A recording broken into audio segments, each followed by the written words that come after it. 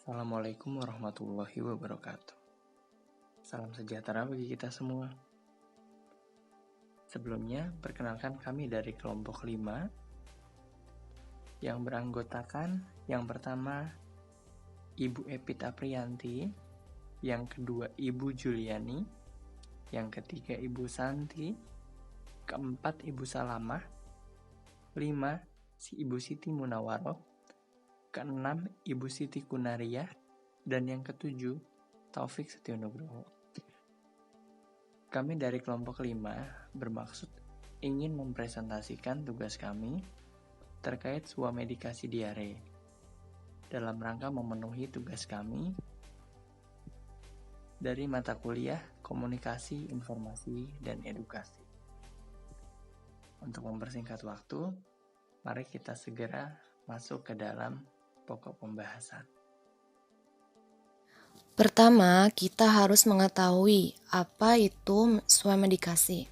Swamedikasi menurut WHO adalah pemilihan dan penggunaan obat modern dan obat tradisional oleh seseorang untuk mengatasi penyakit atau gejalanya yang dapat dikenali sendiri.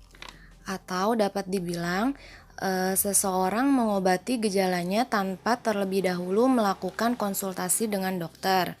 Selanjutnya, faktor penyebab berdasarkan hasil penelitian WHO itu ada 5. Pertama itu faktor sosial ekonomi, di mana semakin mudahnya akses untuk memperoleh informasi, maka semakin tinggi pula tingkat ketertarikan masyarakat terhadap kesehatan sehingga mengakibatkan upaya untuk berpartisipasi langsung dalam pengambilan keputusan atau penggunaan obat secara inisiatif sendiri. Lalu kedua itu ada gaya hidup. Kesadaran tentang adanya dampak dari gaya hidup mengakibatkan banyak orang yang memiliki kepedulian untuk menjaga kesehatannya daripada mengobati ketika sedang sakit-sakitnya. Selanjutnya, ada kemudahan memperoleh produk. Kebanyakan orang lebih memilih kenyamanan untuk membeli obat dibanding mengantri lama di rumah sakit atau klinik. Selanjutnya ada kesehatan lingkungan. Lalu yang terakhir ada ketersediaan produk baru, di mana pemilihan produk obat untuk pengobatan sendiri semakin banyak yang tersedia. Lalu ada penggolongan obat yang diswamedikasi. Pertama itu ada golongan obat bebas, contohnya itu obat paracetamol dan produk-produk vitamin. Lalu yang kedua itu ada obat bebas terbatas, contohnya itu obat-obat flu. Dan yang ketiga itu ada obat wajib apotik, yaitu obat keras yang dapat diserahkan oleh apoteker kepada pasien di apotik tanpa resep dokter. Selanjutnya yaitu masalah-masalah pada swamedikasi. Yang pertama, banyaknya obat dengan berbagai merek seringkali membuat konsumen bingung memilih antara obat yang baik dan aman untuk dikonsumsi. Yang kedua, maraknya penyebaran iklan obat-obatan melalui media televisi dan media-media lain mempunyai peran yang cukup besar bagi masyarakat untuk memilih obat tanpa resep. Yang ketiga, kemudahan memperoleh obat secara bebas dapat menyebabkan masyarakat dengan tingkat pendidikan rendah menjadi korban pemakaian obat yang tidak rasional. Hal tersebut terlihat dari perkembangan jumlah apotik dan toko obat di Indonesia yang meningkat. Yang keempat, perkembangan baru dalam pelayanan penjualan obat melalui apotik. Kini apotik tidak hanya mau melakukan pengiriman obat ke rumah, tapi juga buka 24 jam hingga melayani pemesanan melalui internet. Selanjutnya yaitu cara-cara terbaik melakukan swamedikasi. Pasien dalam upaya melakukan pengobatan sendiri harus mampu yang pertama, mengetahui jenis obat yang diperlukan. Yang kedua, mengetahui kegunaan dari tiap obat sehingga dapat mengevaluasi sendiri perkembangan rasa sakitnya. Yang ketiga, menggunakan obat secara benar atau cara aturan lama pemakaian. dan mengetahui batas kapan mereka harus menghentikan self-medication yang kemudian segera minta pertolongan petugas kesehatan.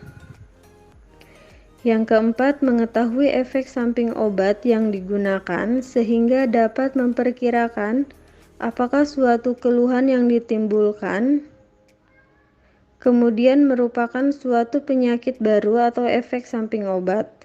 Yang kelima, mengetahui siapa yang tidak boleh menggunakan obat tersebut terkait dengan kondisi seseorang. Keuntungan swamedikasi lebih mudah, cepat, hemat, tidak membebani sistem pelayanan kesehatan, dan dapat dilakukan oleh diri sendiri. Kerugian swamedikasi: obat dapat membahayakan kesehatan apabila tidak digunakan sesuai dengan aturan. Pemborosan biaya dan waktu apabila salah menggunakan obat. Kemungkinan kecil dapat timbul reaksi obat yang tidak diinginkan. Efek samping atau resistensi: penggunaan obat yang salah akibat salah diagnosis dan pemilihan obat dipengaruhi oleh pengalaman menggunakan obat di masa lalu dan lingkungan sosialnya. Salah satu contoh swamedikasi yaitu pada pengobatan diare. Diare merupakan kondisi terjadinya buang air besar menjadi lebih sering, berbeda dengan frekuensi buang air besar harian seperti biasanya. Selain itu, feses juga menjadi encer atau cair, dan pada beberapa kasus dapat juga dialami sakit atau kejang perut, demam, dan muntah. Penyebab diare: diare dapat disebabkan oleh berbagai hal seperti adanya infeksi bakteri, virus, parasit, melalui makanan dan minuman yang kurang higienis. Selain itu, diare juga dapat disebabkan ansietas atau rasa cemas, keracunan, konsumsi susu atau produk susu pada orang yang kekurangan enzim laktase, menguraikan zat gula laktosa yang terkandung dalam susu, konsumsi obat-obatan, ataupun kondisi penyakit akut atau kronik lainnya yang dapat memicu kondisi diare. Diare yang sesekali memang tidak berbahaya, namun diare yang menyebabkan dehidrasi dapat menyebabkan dan menimbulkan kematian terutama pada anak atau bayi. Gejala dehidrasi yaitu haus, jarang buang air kecil, urin berwarna gelap, kulit kering, lemas, dapat juga disertai dengan penurunan berat badan. Jika dehidrasi masih tergolong ringan sampai sedang, maka yang paling penting adalah memberikan cairan elektrolit untuk menggantikan cairan tubuh yang hilang akibat diare. Selain dehidrasi, dapat dimulai pemberian obat diare secara swamedikasi. Bagaimana cara melakukan rehidrasi pada pasien diare?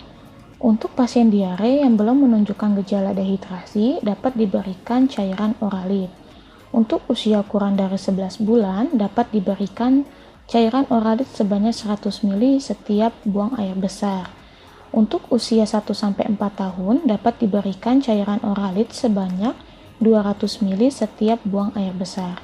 Sedangkan untuk usia lebih dari 5 tahun, dapat diberikan 300 ml setiap buang air besar. Tujuannya diberikan cairan oralit adalah untuk mencegah terjadinya dehidrasi. Sedangkan pada pasien yang telah menunjukkan gejala dehidrasi, dapat diberikan cairan oralit dengan dosis untuk usia kurang dari 11 bulan. Selama 3 jam pertama dapat diberikan cairan oralit sebanyak 300 ml. Selanjutnya diberikan cairan oralit sebanyak 100 ml setiap buang air besar. Untuk usia 1-4 tahun, selama 3 jam pertama dapat diberikan cairan oralit sebanyak 600 ml, yang selanjutnya diberikan cairan oralit sebanyak 200 ml setiap buang air besar. Untuk usia lebih dari 5 tahun, selama 3 jam pertama dapat diberikan cairan oralit sebanyak 1200 ml, yang selanjutnya diberikan cairan oralit sebanyak 300 ml setiap buang air besar. Tujuannya pemberian cairan oralit ini adalah untuk mengatasi dehidrasi yang sedang dialami oleh pasien. Pemberian cairan oralit untuk usia kurang dari 2 tahun dapat diberikan sedikit demi sedikit secara terus-menerus sehingga habis. Akan tetapi, jika cairan dimuntahkan, maka tunggu selama 10 menit dan diberikan tetes demi tetes agar anak tidak menolak. Sedangkan pada bayi yang masih menyusui, dapat diberikan ASI eksklusif atau susu formula. Obat apa saja yang dapat digunakan sebagai swamedikasi diare?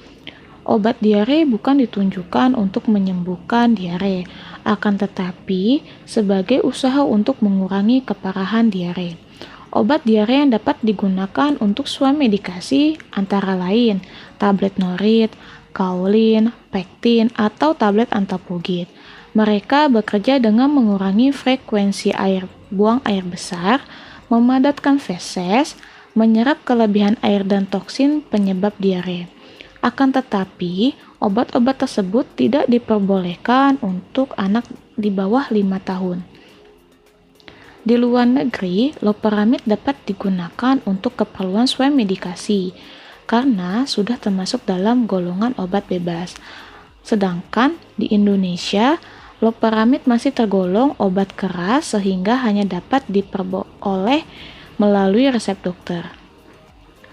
Loperamid bekerja dengan meningkatkan kontak antar feses dengan dinding usus sehingga air yang diserap oleh usus dari feses meningkat dan meningkatkan kekentalan feses. Saya akan membacakan untuk slide selanjutnya, yaitu apa saja contoh obat swamedikasi diare. Contoh obat yang tersedia di pasaran yaitu Biodiar dan Iodiar. Mengandung antapulgit, Opidiar, Dianos, dan Neokaolana mengandung kaolin pektin. Sedangkan Entrostop dan Arcapek mengandung antapulgit pektin. Selain itu, dapat juga digunakan obat seperti diabet yang mengandung ekstrak daun jambu biji. Di mana kita bisa memperoleh obat swamedikasi diare? Obat yang mengandung norit, kaolin, pektin, atau antapulgit memiliki logo obat bebas, yaitu bulatan berwarna hijau yang dibatasi dengan garis lingkaran hitam. Obat ini dapat diperoleh di apotek terdekat dengan mengkonsultasikan terlebih dahulu dengan apoteker agar dijelaskan lebih lanjut mengenai obat tersebut dan memaksimalkan pengobatan. Adapun dosis yang tersedia yaitu biasanya tablet norit 250 mg serta kombinasi 600 mg untuk kaolin atau antapulgit dan 50 mg untuk pektin. Kapan kita harus meminum obat swamedikasi diare? Obat kaolin, antapulgit, pektin dapat dikonsumsi 1 tablet setiap buang air besar dengan konsumsi maksimum 12 tablet per hari untuk orang dewasa atau maksimum 6 tablet per hari untuk anak 6-12 tahun. Obat tersebut tidak boleh dikonsumsi jika seseorang diare dengan disertai demam, perlu terhindar dari kondisi konstipasi atau sembelit, memiliki obstruksi usus, dan atau alergi terhadap obat tersebut. Adapun tablet norit 250 mg dikonsumsi 3-4 tablet 3 kali dalam sehari setiap 8 jam. Berapa lama kita diperbolehkan mengkonsumsi obat swamedikasi diare? Obat kaolin, antapulgit, pektin seperti yang telah dijelaskan di atas hanya boleh dikonsumsi selama 2 hari. Jika setelah 2 hari diare belum membaik, maka sebaiknya swamedikasi diare dihentikan dan dilakukan konsultasi dengan dokter terlebih dahulu untuk pemeriksaan lebih lanjut. Apa saja efek samping yang mungkin ditimbulkan oleh obat swamedikasi diare? Obat kaolin, antapulgit, pektin dapat menyebabkan konstipasi atau sembelit sebagai efek samping. Apakah wanita hamil diperbolehkan mengkonsumsi obat swamedikasi diare? Penggunaan obat anti diare tanpa resep tidak cocok untuk digunakan selama kehamilan, sehingga wanita hamil harus berkonsultasi dengan dokter terlebih dahulu sebelum dilakukan pengobatan diare yang tepat.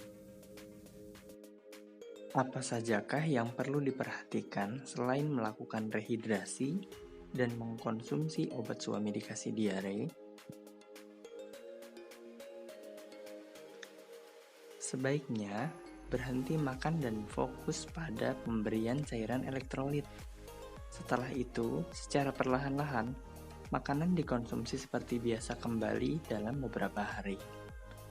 Adapun makanan yang diperoleh, sebaiknya makanan yang mudah dicerna seperti biskuit, makanan yang tidak berlemak, makanan yang tidak pedas, makanan yang tidak tinggi gula. Hindari makanan padat atau sebaiknya makan makanan yang tidak berasa seperti bubur, roti, pisang selama 1-2 hari. Selain itu juga perlu menghindari minuman yang bersoda karena dapat memperberat kondisi diare. Begitu juga dengan alkohol, kopi, teh, dan susu, kecuali pada bayi. Lantas selanjutnya, apa sajakah yang dapat dilakukan untuk mencegah diare? Yang pertama, cucilah tangan dengan baik setiap habis buang air besar dan sebelum menyiapkan makanan. Yang kedua, tutuplah makanan untuk mencegah kontaminasi dari lalat, kecoa, dan tikus. Yang ketiga, simpanlah secara terpisah makanan mentah dan yang matang. Yang keempat, simpanlah sisa makanan di dalam kulkas. Gunakan air bersih untuk memasak. Yang kelima, air minum harus direbus terlebih dahulu. Dan yang keenam, buang air besar pada jamban dan menjaga kebersihan lingkungan. Demikian presentasi terkait swamedikasi diare yang telah coba disampaikan oleh kelompok 5. Kurang lebihnya mohon maaf. Kami pamit undur diri. Wabillahi taufiq wal hidayah. Wassalamualaikum warahmatullahi wabarakatuh.